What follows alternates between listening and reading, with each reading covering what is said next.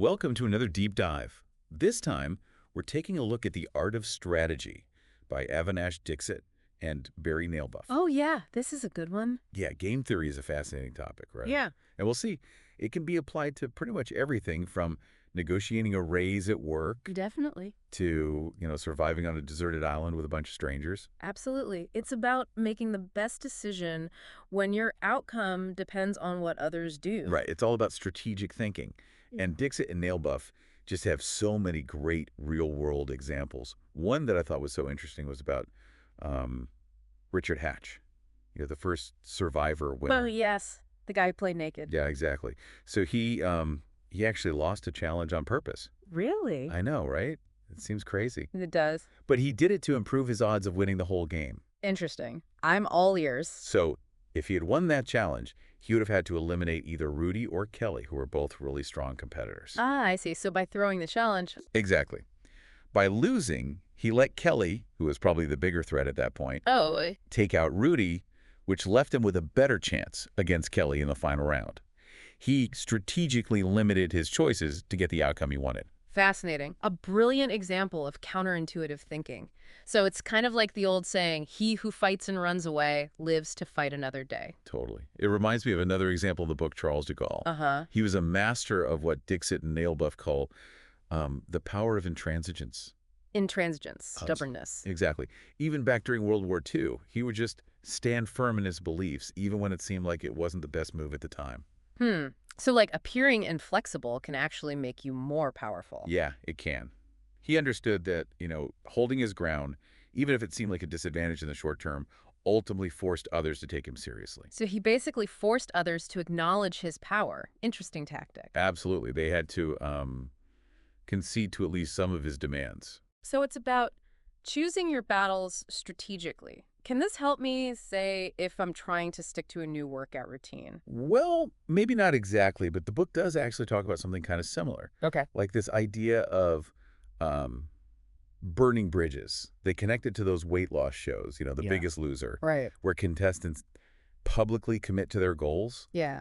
And that's like burning their bridges. Yeah. They're eliminating the option of going back to their old habits. Eliminating the option to retreat. Makes sense. It makes it so much harder to quit. It's like Cortez burning his ships when he landed in Mexico. There was no turning back for his men. They had to conquer or die. Yeah. There's definitely a pattern here. If you intentionally restrict your choices, you might actually increase your chance of success. Which brings us to another core concept that the authors discuss, backward induction. Backward induction sounds kind of complicated. It's not really. It just means thinking about the potential end of a game, so to speak, and then working backward to figure out the best way to get to your desired outcome. Okay, I'm starting to see the logic here. Like in chess, you'd anticipate your opponent's moves and plan your strategy accordingly. Exactly. And the book uses a simple game, the game of 21 flags, to illustrate this. How's that work? So there's a pile of 21 flags, and two players take turns removing 1, 2, or 3 flags at a time. Whoever takes the last flag wins. Okay, simple enough. But by reasoning backward from the end, you can actually figure out a winning strategy no matter what your opponent does. Oh, interesting. You can force your opponent into a losing position, can't you? Exactly. It's like a strategic trap to guarantee victory. But of course, in the real world, things are never quite that simple. There's what they call strategic uncertainty. Yeah, that sounds a lot more like real life. Right. It's like imagine a penalty kick in soccer. The kicker and the goalie both have to act at the same time. Right. Without knowing what the other one's going to do. So it's a constant game of anticipating your opponent's move while trying to disguise your own intentions. Exactly. You're trying to outmaneuver each other. And that's what strategic uncertainty is all about. You don't have perfect information about what your opponent is thinking or planning. I see. So while the 21 flags example shows backward induction in a controlled environment, this concept of strategic uncertainty adds a layer of complexity we encounter in real-life situations. Exactly. And that's what we deal with most of the time, right? Right. Life is full of uncertainties. Okay, so we've talked about survivor, military strategy, chess, and penalty kicks.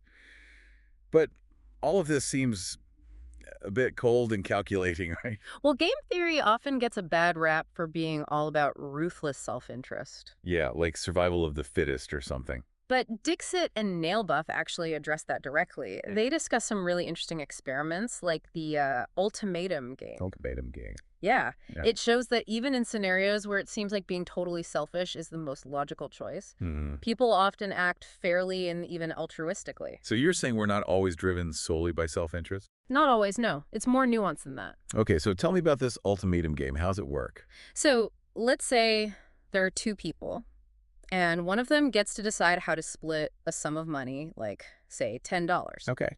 And the other person can either accept the offer or reject it.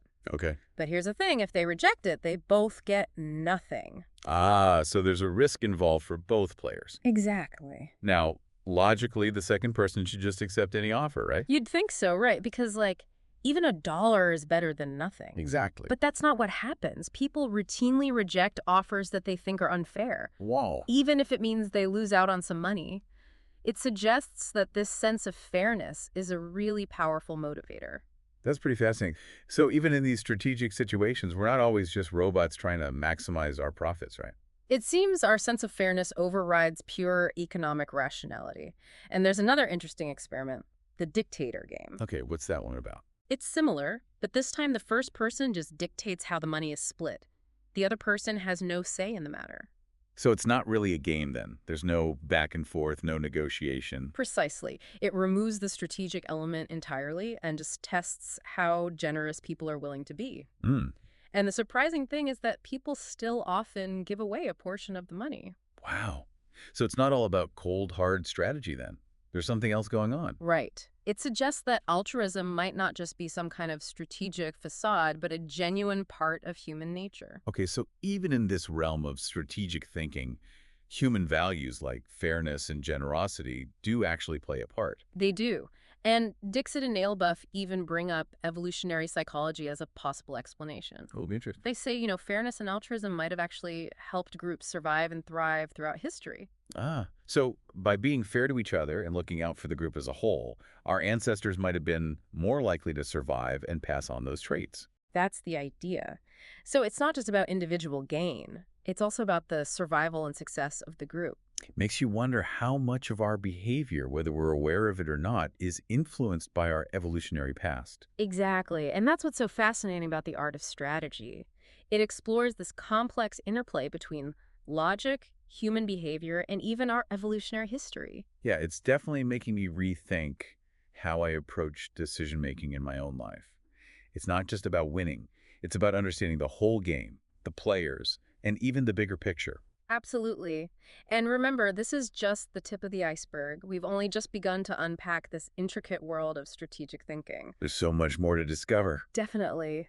But for now, let's take a break and come back to delve deeper into some of the other fascinating concepts in the art of strategy. Sounds good to me. So we've been talking about how strategic thinking isn't always about being totally cutthroat. There's room for fairness and even altruism. Yeah, it's more complex than just every man for himself.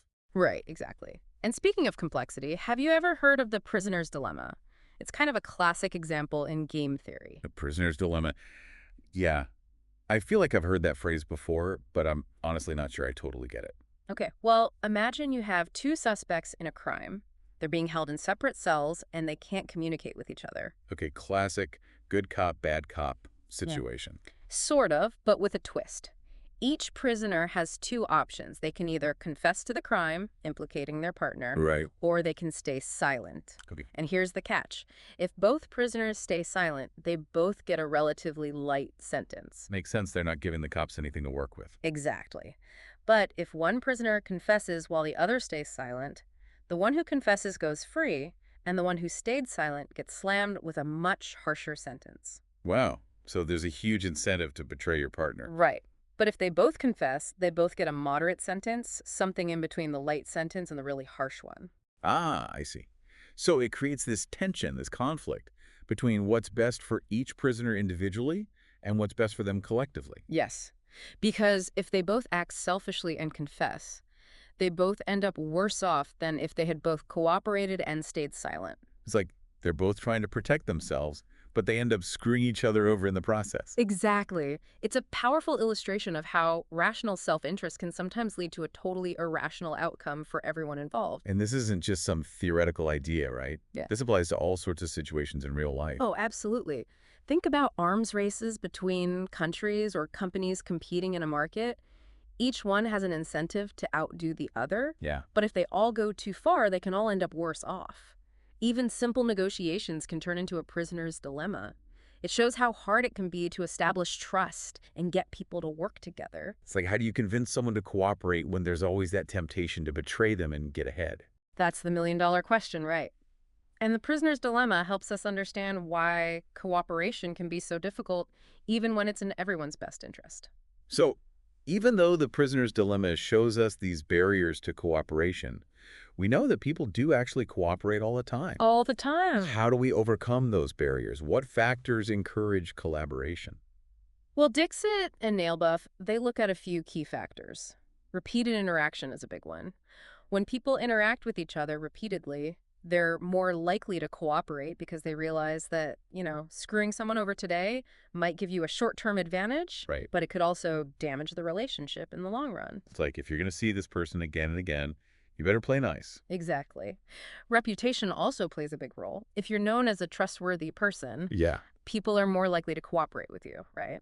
And of course, communication is essential for building trust and coordinating actions. Communication is key in any relationship, really. Absolutely. And finally, having some kind of punishment for breaking an agreement, Oh, yeah, that makes sense. that can be a strong motivator to cooperate. So it's like creating a system of checks and balances to encourage good behavior. Exactly. And these ideas, they're not just abstract concepts, they actually play out in all sorts of real-world situations. Like what? Give me some examples. Well, think about price wars between companies. Each company has an incentive to lower their prices to attract more customers. Yeah, but then everyone's profits go down. Right. It's a classic prisoner's dilemma. They're all trying to undercut each other, but they all end up worse off. It's like a race to the bottom. Precisely. But if these companies can find a way to communicate and build trust, maybe even establish some penalties for, breaking a pricing agreement, then they can potentially reach a more cooperative outcome. That's so interesting, applying these ideas to actual business situations. It helps to understand the dynamics at play. Absolutely. And The Art of Strategy does a great job of showing how the prisoner's dilemma can shed light on all sorts of situations, from environmental issues to international relations. Wow, so many applications. Right. It's really about understanding the incentives involved and how those incentives can either lead to cooperation or conflict. And that leads us to another important aspect of strategic thinking: the role of commitments, threats, and promises. Okay, now this is where things start to get a little Machiavellian, right? Well, maybe not Machiavellian, but definitely strategic. The key is to understand that commitments, threats, and promises are only effective if they are credible. If your opponent believes you're going to follow through, Yeah. then it can dramatically change their behavior. It's not just about talking the talk. You got to walk the walk. Exactly. Empty threats and false promises, they don't really get you anywhere. So how do you make sure that your commitments are believable? Dixit and Nalebuff, they give some really interesting examples. Contracts, for instance. They provide a legally binding framework to enforce commitments. Reputation, as we've discussed, Right. is also crucial. And sometimes, believe it or not, cutting off communication can actually be a strategic move. Wait, really? Why would you want to stop communicating? It seems counterintuitive. Well, think of it this way. By cutting off communication, you're eliminating the possibility of renegotiating or backing down from your commitment. It's like burning your bridges to ensure you can't retreat. Oh, okay. So it's about making it clear that you're serious. Exactly. There's actually a great example from the movie Dr. Strangelove. Remember General Jack D. Ripper? Oh, yeah. The character who's convinced there's a communist plot to poison the water. That's the one. Well, he orders a nuclear attack. And to make absolutely sure that the attack can't be recalled, he cuts off all communication with the outside world. It's a pretty drastic example, but I get the point. He's making his commitment irreversible. Right. Of course, we don't endorse nuclear attacks or anything like that. No, of course not. But the example illustrates the logic behind this type of strategic move. It's pretty intense. It is. And it raises some interesting ethical questions too, right? Like, when does strategic maneuvering cross the line into manipulation? Yeah, that's a good point. And how do we make sure these tools aren't used for harmful purposes? Those are important considerations.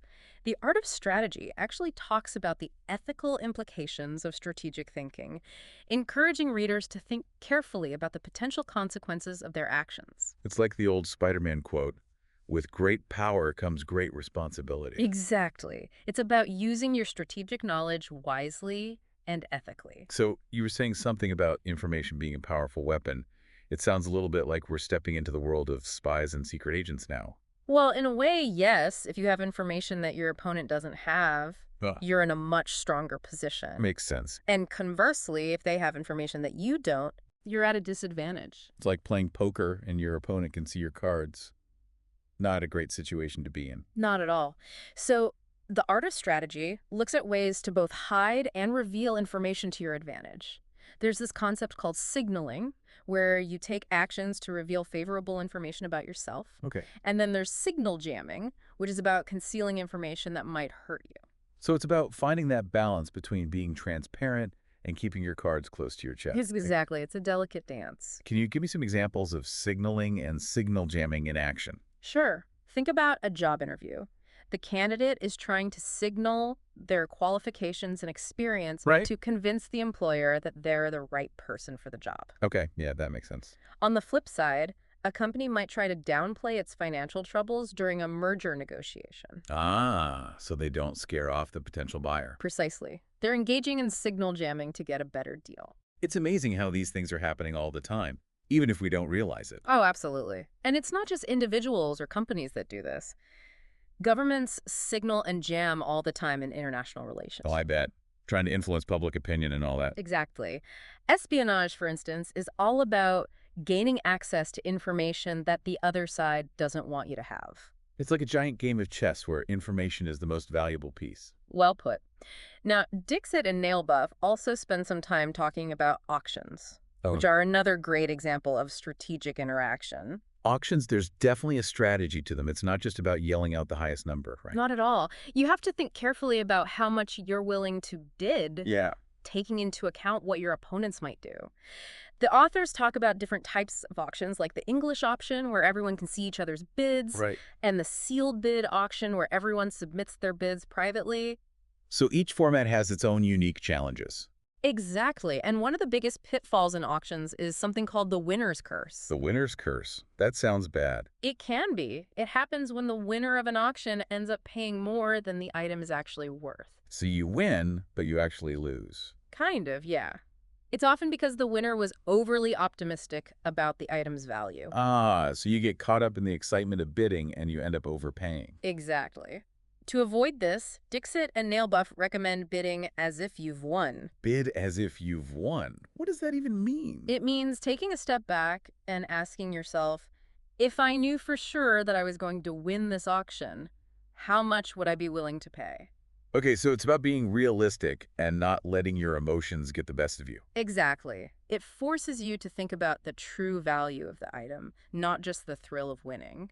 That's a really good piece of advice, I think. And it applies to more than just options, of course. Right. It's about making smart decisions in any kind of competitive situation. Precisely. We've covered so much ground today, from reality TV show strategies to avoiding nuclear war. It's been a wild ride. It has, and hopefully it's shown you just how powerful these concepts from the art of strategy can be. They really can change how we approach decisions and interactions. Right. And before we wrap things up, I want to leave you with a challenge. Think about how you can apply these ideas to your own life. What are some games that you play, either literally or figuratively, where understanding these principles could give you an edge? It's a question worth pondering, for sure, because strategic thinking isn't just for CEOs or politicians. Right, it's for everyone. It's for anyone who wants to make better decisions and navigate the complexities of life more effectively. Well said. Thank you so much for sharing your insights with us today. It's been a fascinating deep dive into the art of strategy. It's been a pleasure. And to all our listeners out there, keep strategizing.